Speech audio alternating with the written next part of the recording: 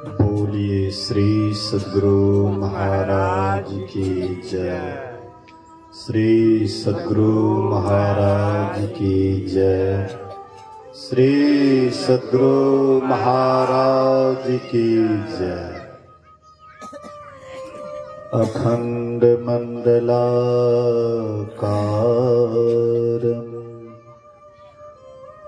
व्याप्तं येन चराचरं तत्पदं दर्शितं येन तस्मै श्री गुरुवे नमः। धन्य धन्य सतगुरु सुखद महिमा कहे न जाए। जो कछु कहो तुम्हारी कृपा मौतें कछु न बसाए। सर्वत्र सर्वदा वर्तमान सद्गुरु महाराज जी के पावन चरणों में कोटि कोटि नमन। उपस्थित गुरुजन, धर्म प्रेमी सत्संगी बंधुओं, पूजनीय माताओं तथा भक्तिमती बहनों, त्रिदिवसीय संतमत सत्संग का आज दूसरे दिन द्वितीय पाली सत्संग में यत्र तत्र से एकत्र होकर महापुरुषों के अमृत भरी वचन को श्रवण कर रहे हैं। अभी हम लोगों ने पाठ के क्रम में कर्म की प्रधानता के संबंध में सुना। हम आप जो कर्म करते हैं उस कर्म का फल हम आपको ही भोगना पड़ता है। कर्म दो तरह के हैं।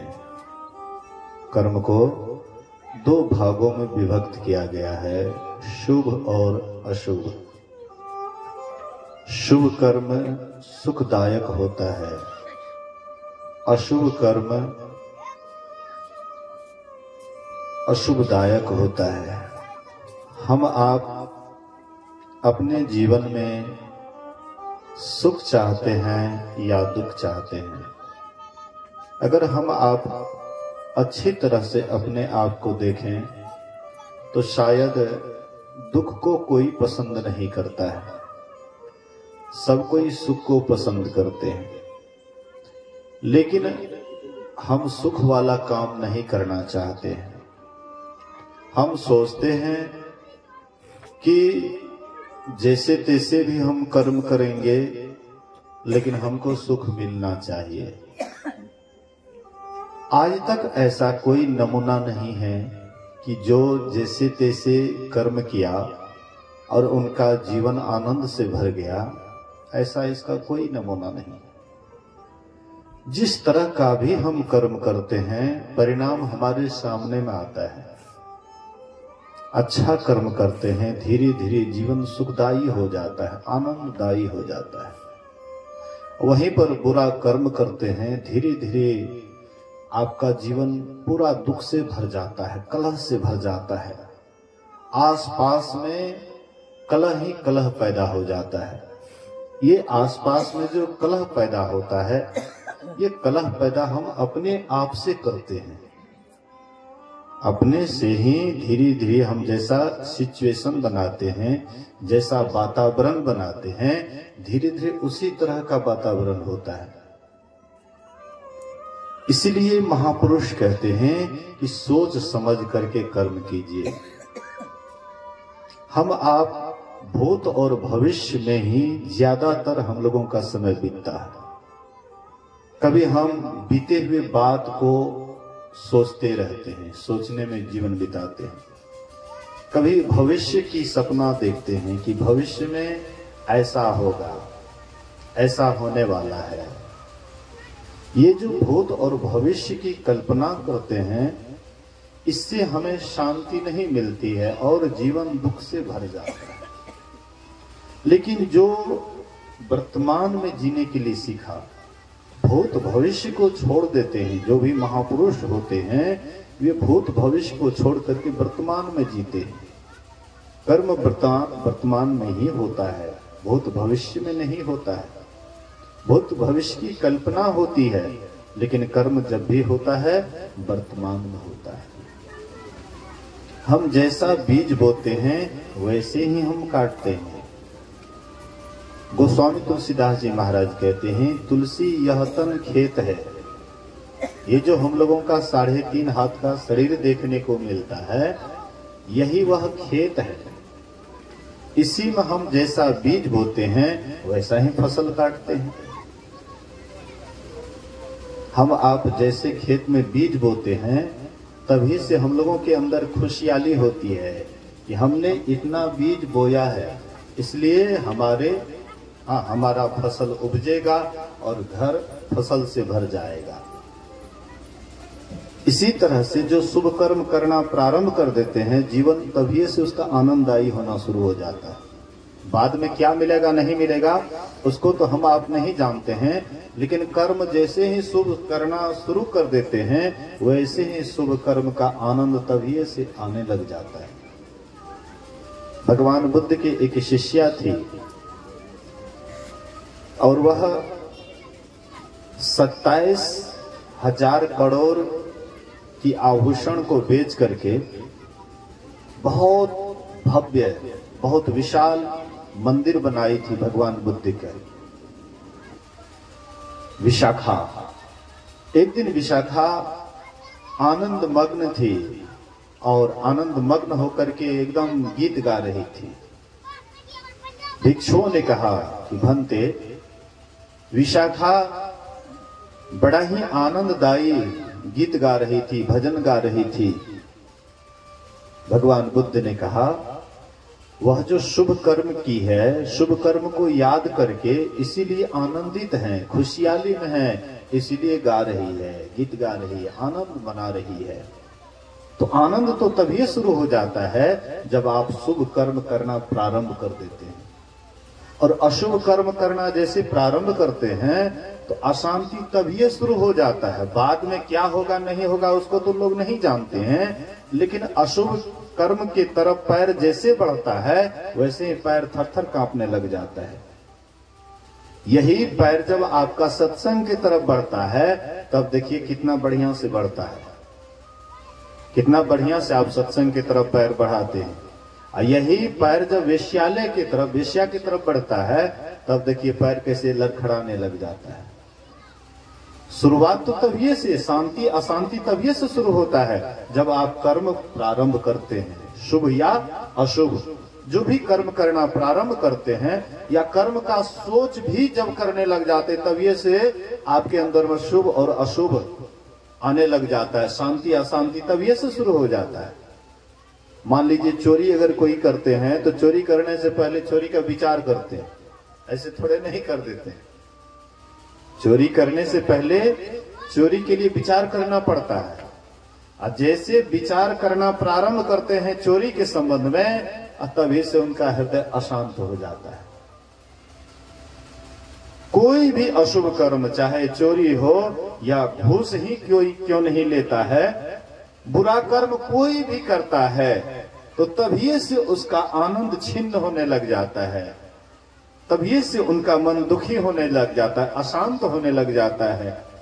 और जैसे शुभ के संबंध में विचार करते हैं, शुभ कर्म बाद में करते हैं लेकिन पहले विचार करते हैं कि ये शुभ कर्म करना चाहिए। और जैसे मन में विचार आता है कि ये शुभ कर्म करना चाहिए, तभी से देखिए आपका आनंद तभी से मन भर जाता है, आनंद से मन भर जाता है। बड़ी खुशहाली होती है कि हम शुभ कर्म करने जा रहे हैं, अच्छा कर्म करने जा रहे हैं। इसी तरह से जैसे हम आप शुभ या अशुभ कर्म करते हैं, सुख या दुख तभी से प्रारंभ होता है, ऐसे ही अंतर यात्रा के लिए भी हम आपके अंदर में पहले विचार आता है। सबसे विशेष सबसे सुंदर और सबसे शुभ कर्म करना है अपने अंदर की यात्रा। ये कर्म करने से पहले जब हमारे अंदर में विचार आता है तो तभी से आनंद शुरू हो जाता है। इसलिए महापुरुष कहते हैं कि सोच विचार करके करो, परिणाम जब तुमको ही भोगना पड़ेगा। अरे जिनका खेत है उसी को वही न फसल काटेंगे, हैं? जिसका खेत है वही खेत जोतते हैं, वही तैयारी करते हैं, वही बीज बोते हैं। अब फसल जब तैयार होता है तो खेत वाला ही इसको काटते हैं, दूसरा आदमी थोड़े काटते हैं। ऐसे ही आपका ये शरीर है, कहते हैं कि ये मेरा शरीर है। जैसे कहते हैं कि मेरा शरीर है, और जो भी हम आप कर्म करते हैं उसका नतीजा हम आपको ही भोगना पड़ता है, क्योंकि कहते हैं मेरा शरीर है। तो जिसका शरीर होगा उसी को ना भोगना पड़ेगा। तो सोच विचार करके कर्म कीजिए। एक तो शुभ कर्म करते हैं उसका परिणाम सुख होता है, दूसरा करते अशुभ कर्म उसका परिणाम दुख होता है। लेकिन संत महापुरुष जो होते हैं वे शुभ अशुभ दोनों से ऊपर उठ जाते हैं। हम आप शुभ अशुभ के पीछे पड़े रहते हैं, कभी शुभ कर्म करते हैं तो कभी अशुभ कर्म करते हैं, कभी अच्छा कर्म करते हैं तो कभी बुरा कर्म करते हैं। कहते दोनों दुखदाई है, दोनों बंधनदायक हैं। किसी को लोहे वाला जंजीर से बांधा जाए और किसी को सोने के जंजीर से बांधा जाए, क्या जिनको सोना के जंजीर से बंधा हुआ रहेगा उसको क्या कहिएगा कि इस बंधन में न है? बंधन तो बंधन है, चाहे लोहे का हो या सोना का हो, शुभ हो या अशुभ हो, दोनों आपको बंधनदायी कर्म ही हैं।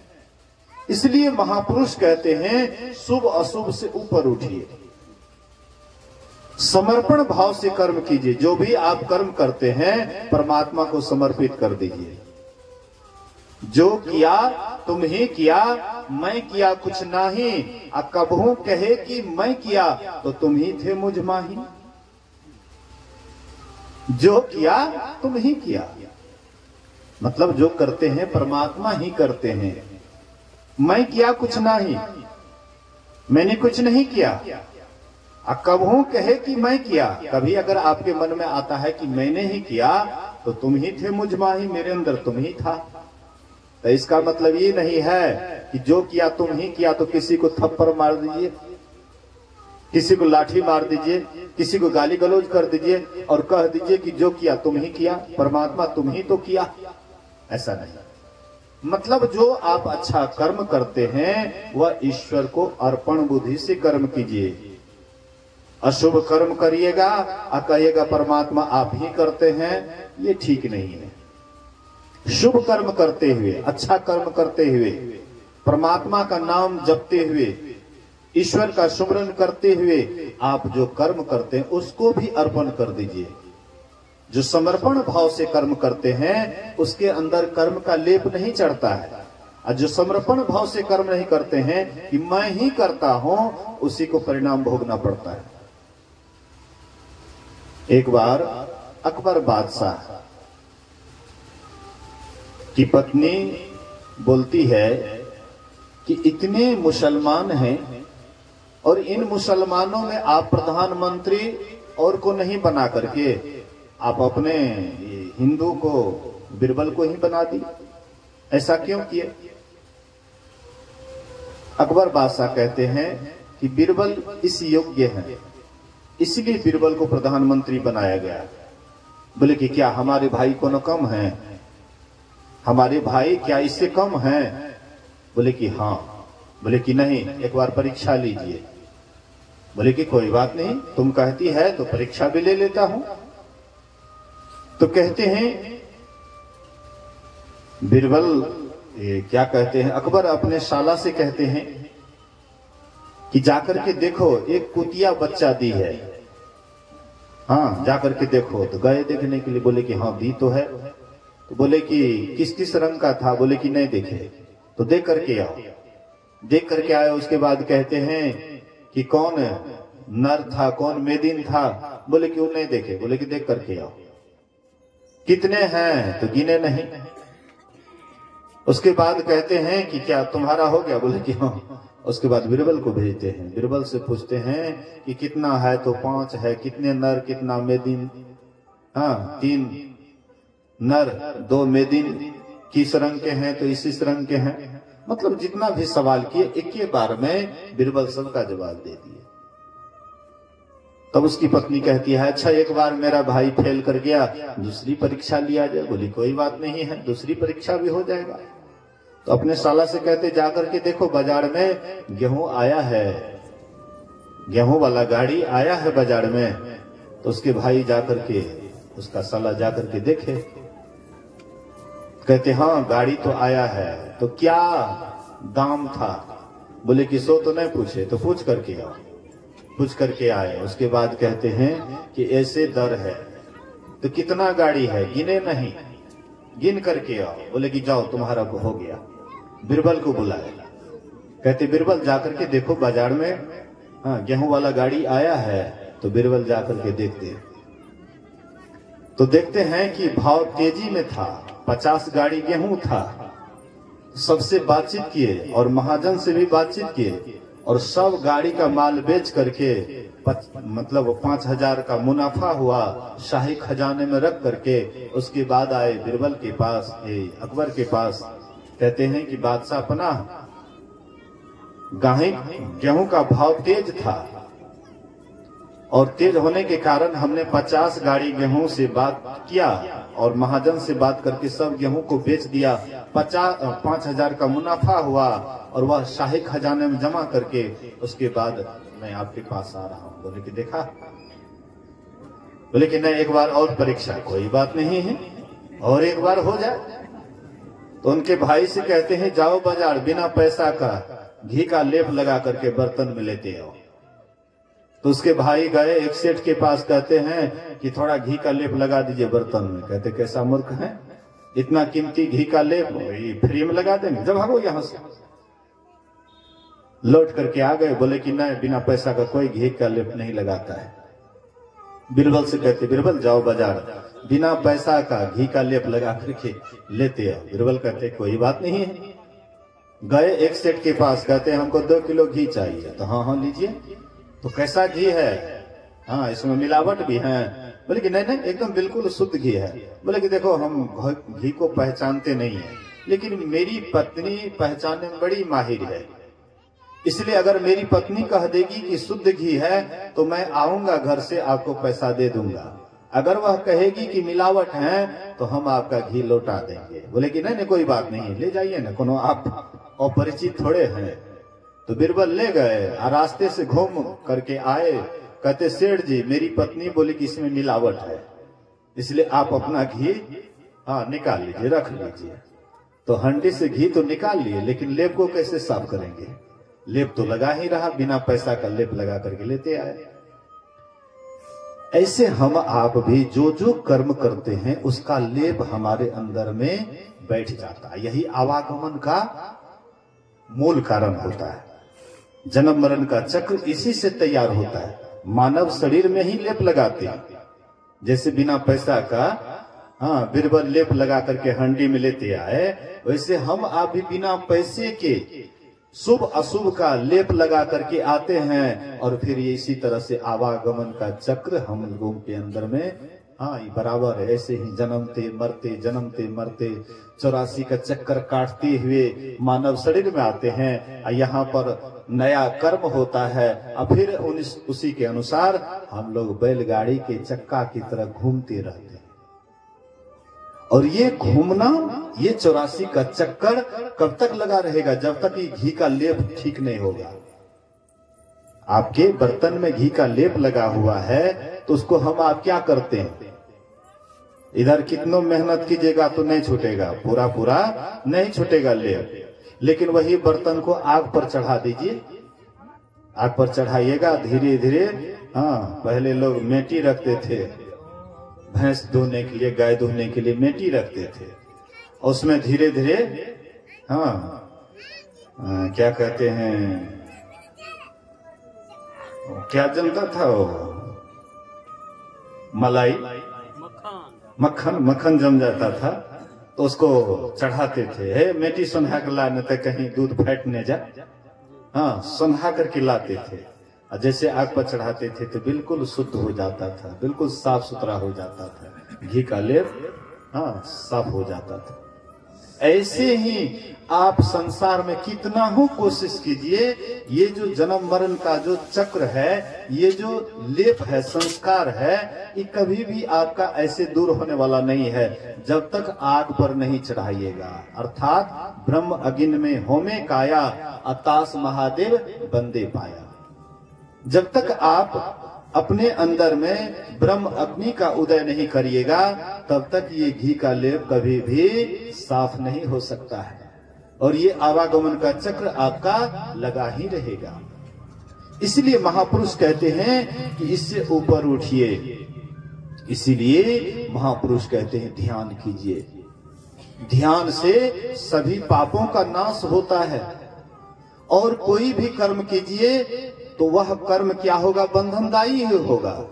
चाहे शुभ कीजिए या अशुभ कीजिए, वह बंधन देने वाला होगा। लेकिन ध्यान आपको निर्बंध दशा में ले जाता है। ध्यान ही एक ऐसी कला है जो निर्बंध दशा में ले जाता है। इसलिए कहते हैं यदि शैल समम पापम विस्तृण बहुयोजनम भिद्यते ध्यान योगेन नान्यो भेदः कदाचन। कई योजन तक पहाड़ के समान यदि पाप राशि हो तो वह भी ध्यान योग से नष्ट हो जाता है, और इसके समान नाश करने वाला अभी तक कुछ नहीं हुआ है।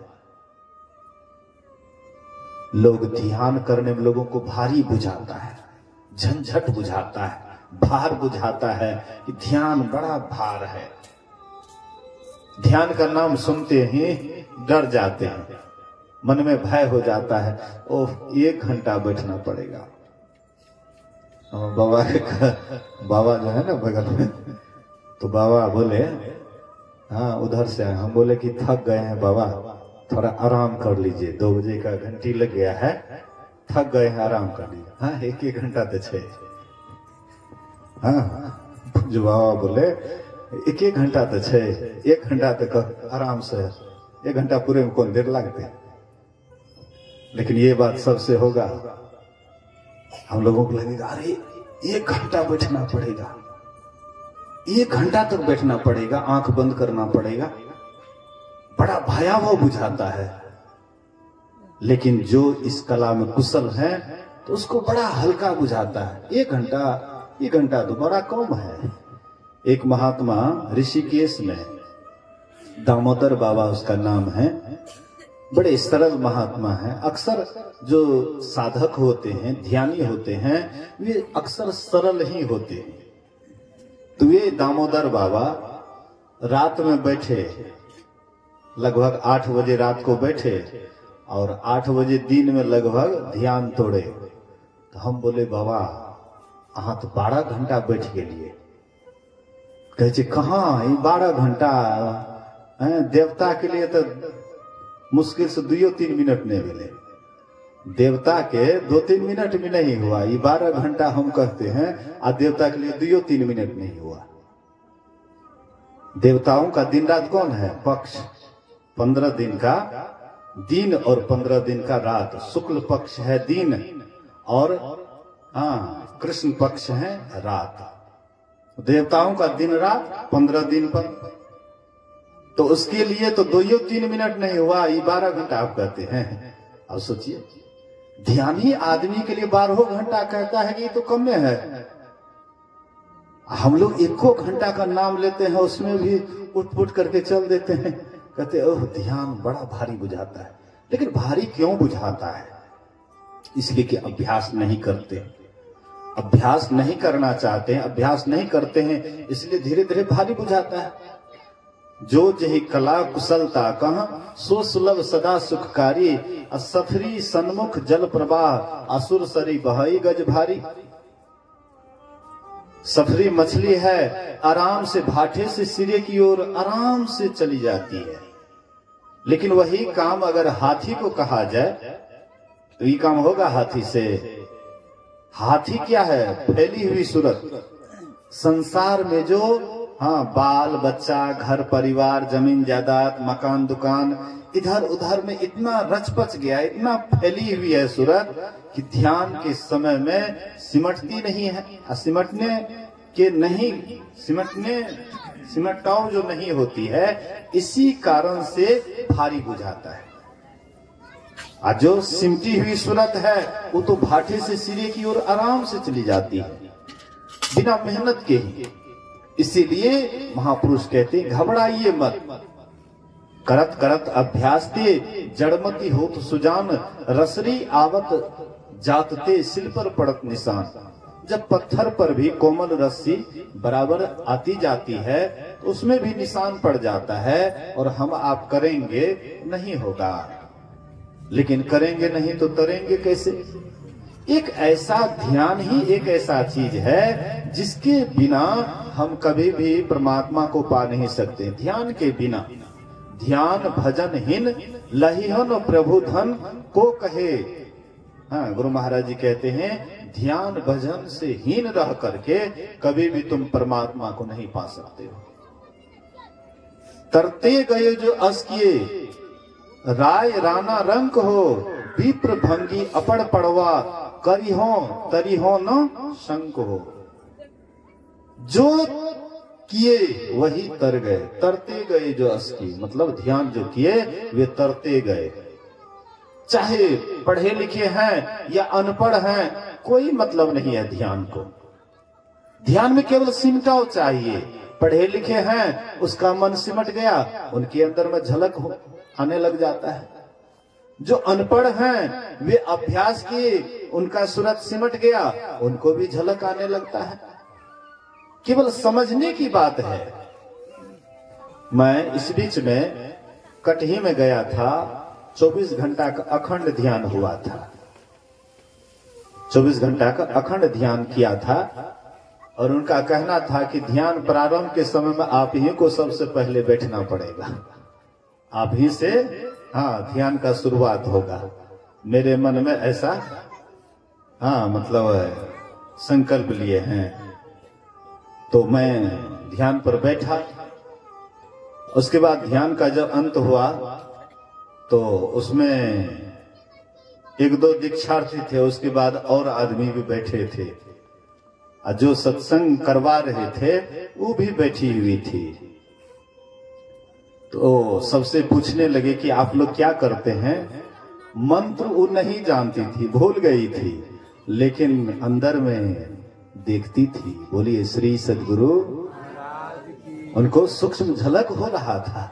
कहते बाबा हमारे अंदर में ऐसा होता है। वो अपना साधना अनुभूति सुनाए, लेकिन मंत्र भूल गए। सोचिए, थोड़ा सा विचारिए। हाँ, मंत्र भूल गई थी, लेकिन साधना में तरक्की कर ली थी, ध्यान में तरक्की कर ली थी। बोल रही थी कि हमको बाबा ऐसा झलक मिलता है। हम बोले कि अच्छा, हाँ, बोलना नहीं है, आपका हृदय खुला है। हो सकता है गुरु महाराज जी की ऐसी भी कृपा होती है कि मंत्र भी भूल गए, लेकिन जिसकी दृष्टि सिमट जाएगी उनके अंदर में झलक होगा। तो आपके अंदर में हाँ सिमटाव हुआ, इसीलिए आपके अंदर में ये झलक हुआ है। हम आपके अंदर में भी वह झलक है। हमको तो बुझाता है पढ़ल लिखल से बेसी अनपढ़े आदमी ध्यान में हाँ आगे देखते हैं। जब मैं लोगों से पूछता हूँ हाँ तो हमको बेसी अनपढ़े लोग या कम पढ़े लिखे दो ही देखते हैं ध्यान में आगे, या तो कम पढ़े हैं या अनपढ़ हैं।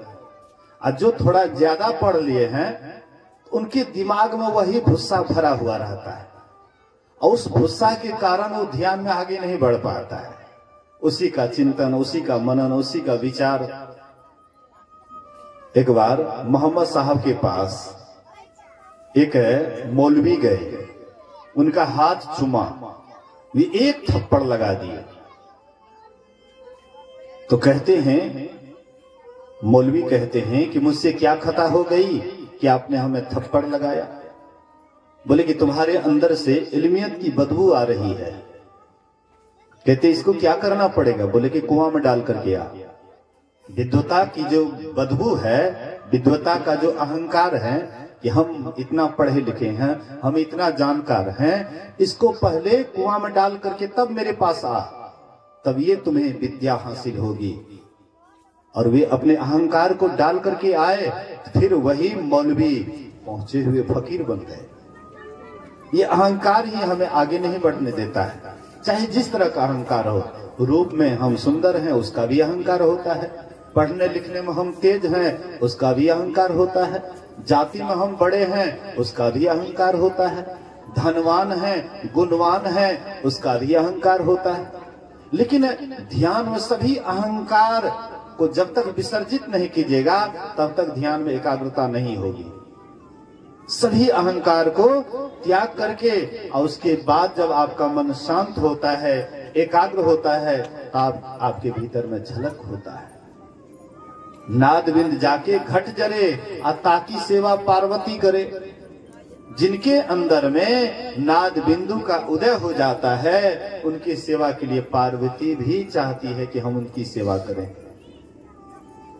ब्रह्म अग्नि में होमे काया, तास महादेव बंदे पाया। ब्रह्म अग्नि में जो अपने शरीर को होमता है, कहते हैं उसकी पैर की वंदना महादेव जी करते हैं। सोचिए, आपके भीतर में वह नाद बिंदु परमात्मा का बनाया हुआ है। मनुष्य क्या बनाएंगे? परमात्मा का दिया हुआ धरोहर अनमोल चीज नाद और बिंदु है। इसलिए बिंदु नाद महालिंगम शिव शक्ति निकेतनम देहम शिवालयम प्रोक्तम सिद्धम सर्वदेही नाम। बिंदु नाद महालिंग है और वह आपके भीतर में ही, शरीर के अंदर में ही वे महालिंग है। हम लोग देखते हैं ना, बाहर में शिवलिंग होता है, नीचे जलधरी होती है। शिवलिंग पर जब जल ढारते हैं तो जलधरी होकर के उधर एक साइड चला जाता है। ऐसे ही ये जलधरी क्या है? बिंदु है। बिंदु के बीच में ही नाद लिंग खड़ा है। आपके भीतर में ही वह बिंदु है। अब बिंदु का भेदन करने पर, बिंदु के पार होने पर वह नाद लिंग उपस्थित होता है। वही नाद परमात्मा का नाद है। नाद एक प्रकार का शब्द या आवाज।